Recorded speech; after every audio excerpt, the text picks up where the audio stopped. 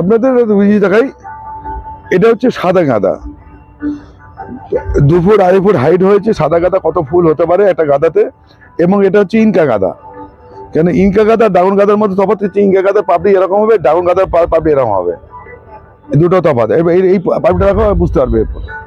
এই পাপড়িটা একটু বড় হয় ইনকা গাঁদা এবং ড্রাগন গাঁদা। গাঁদা কত ভালো হতে পারে, এবং সেটা 3 পটে গাঁদা গাছকে কত বড় করা যেতে পারে। আমরা গাঁদা লাগান 2-3টে ফুলে শেষ হয়ে যায়, 2-3টে ফুলে শেষ হয়। গাঁদা কত হতে পারে, এবং এটা লাইটে খেলা। লাইট আপনি যদি 2 ঘন্টা থেকে 3 ঘন্টা লাইট ছোট থেকে দেবেন। আপনারা যবে থেকে গাছ বসাবেন তবে থেকে 2 থেকে 3 ঘন্টা, সন্ধ্যে 6টা থেকে রাত্রি 9টা অবধি লাইট যদি দেন, তাহলে এই গাঁদা গাছ হাইট এরম হবে। আর নাহলে হাইট যদি না দেন, আমরা 40 দিনে ফুল হয়ে যাবে। ওই ছোট গাছে 4টে ফুল হয়ে শেষ, 4টে ফুল হয়ে শেষ। এই গাঁদা গাছকে এইভাবে গাছগুলোকে বড় হয়। গাঁদা গাছ কিন্তু, এই গাঁদা গাছগুলোর বয়স হচ্ছে 90 দিন, প্রায় 80 থেকে 95 দিনের মধ্যে এই ফুলগুলো ফোটে।